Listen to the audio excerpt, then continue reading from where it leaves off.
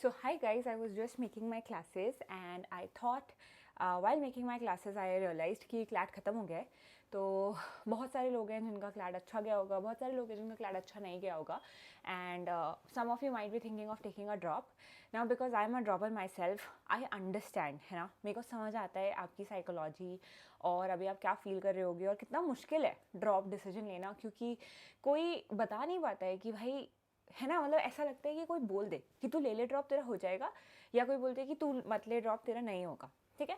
तो because I am a dropper my self, मैं इस चीज़ से निकली हूँ. मैं चाहती हूँ कि मैं आपसे डिस्कस करूँ कि मैंने कैसे डिसाइड किया and how it really helped me and worked in my favour.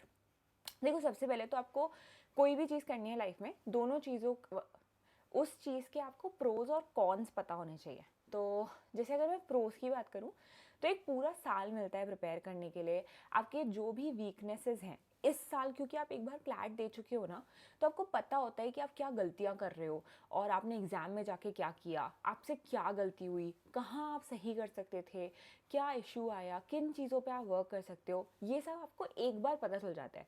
और वो जो एक एग्ज़ाम फियर होता है वो निकल जाता है, मुझे ऐसी फीलिंग आती है. क्योंकि once you have been through it तो आपको पता है, ठीक है, एग्ज़ाम सेंटर जाना है, एग्ज़ाम देना है ना. अगर हम कॉन्स की बात करें, सबसे बड़ा कॉन ड्रॉप ईयर का ये है कि कोई गारंटी नहीं लेता, है ना, कि अगर आप ड्रॉप ले लोगे तो आपका क्लैट निकल जाएगा. इनफैक्ट आप ऐसे लोगों को जानते भी होगे जिन्होंने ड्रॉप लिया और उनका क्लैट क्लियर नहीं हुआ. तो डेफिनेटली वहाँ आपको एडवाइस मिल सकती है कि ड्रॉप नहीं लेना चाहिए. देखो, जिनके लिए वर्क करता है हो सकता है वो आपको बोले कि ड्रॉप ले लेना चाहिए. मैं एक बहुत न्यूट्रल पर्सपेक्टिव से आपको बताना चाहती हूँ. जैसे जब मैं डिसाइड कर रही थी कि मुझे ड्रॉप लेना है या नहीं लेना है, तो ऐसे दोनों टाइप के लोगों को मैं जानती थी. जिन्होंने ड्रॉप लिया था वर्कआउट किया, जिन्होंने ड्रॉप लिया था वर्क नहीं किया.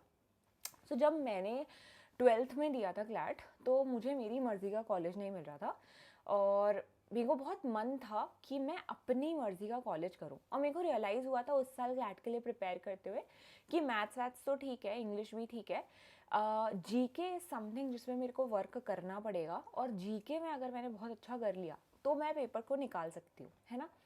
बट एनीवे, तो मेरे को ये माइंडसेट पता था कि मेरे को कहाँ कहाँ पे वर्क करना है, मैं क्या क्या गलतियाँ करती हूँ और कैसे मैं उस चीज़ को सही कर सकती हूँ. अब देखो, अगर आप एक बहुत ज़्यादा इमोशनल इंसान हो ना, पहले तो आप खुद को एनालाइज करो. जैसे मैं इमोशनल एंड लॉजिकल पर्सन हूँ, ठीक है, रो धो लूँगी और फिर उसके बाद हम बैक टू की ठीक है भाई, अब लाइफ गोज ऑन, है ना. So you have to first of all ask yourself कि आप किस लेवल के इमोशनल पर्सन हो. आप ये सोचो कि आपने ड्रॉप लिया, पेपर नहीं निकला, तो आपके लिए आपको क्या लग रहा है. आपको ऐसा लग रहा है कि भाई नहीं भाई, ये तो ज़िंदगी में क्रेजी हो गया, मतलब ऐसा नहीं होना चाहिए था, ओ माय गॉड अब मैं क्या करूँगा. ऐसे टाइप के इंसान हो तो मैं थोड़ा सा प्रेफर करूँगी कि drop is not a very good option for you. आप पार्शियल ड्रॉप में फिर जा सकते हो. आपको ये नहीं लगेगा कि यार साल भर क्या किया.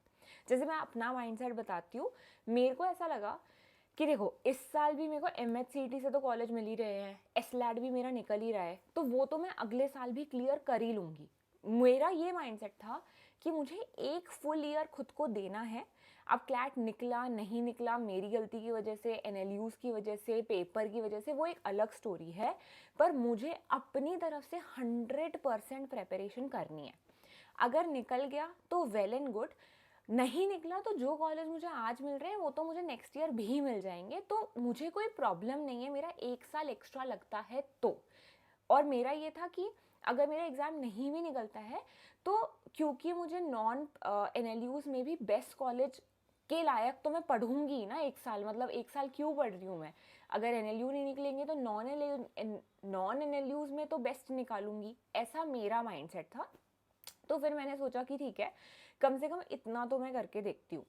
तो इसलिए मेरे को ये था कि अगर मैं ड्रॉप ले रही हूँ तो मुझे इतना वो नहीं हो जाएगा कि अबे यार NLU नहीं निकला अब तो लाइफ खत्म. ऐसा मेरे साथ बिल्कुल भी नहीं था, क्योंकि मेरे को ये था कि ठीक है 1 ईयर की बात है, 1 year is not much, but at least that will give me a whole year, whole day and night to prepare for the examination.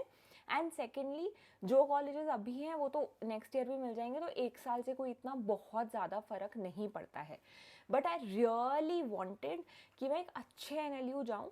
नहीं जाऊँगी तो कोई बात नहीं, कुछ और अच्छा लिखा होगा लाइफ में.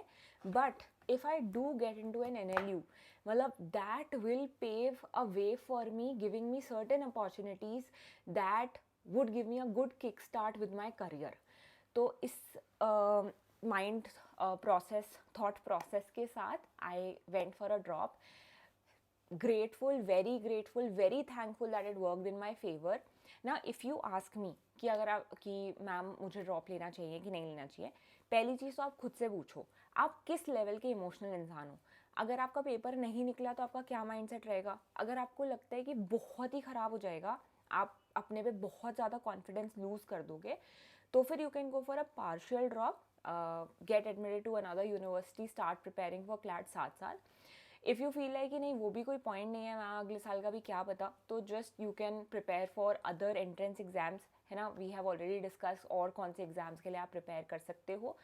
और अगर आप बहुत ज़्यादा इमोशनली हो, यू आर ओके कि नहीं मैम मुझे भी अपना 100% एक बार तो दे के देखना है, नहीं निकलेगा तो ठीक है मैम, फिर एलिट देंगे, फिर एसलैट देंगे, फिर एमएचसीटी देंगे, उनमें तो बेस्ट मिल ही जाएगा, है ना.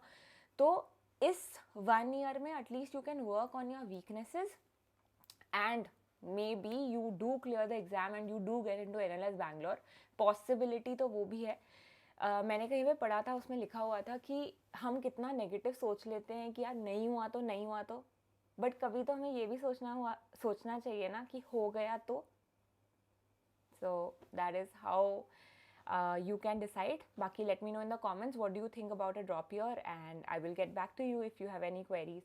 Thank you so much guys, take care, and now I'm going to get back to my work.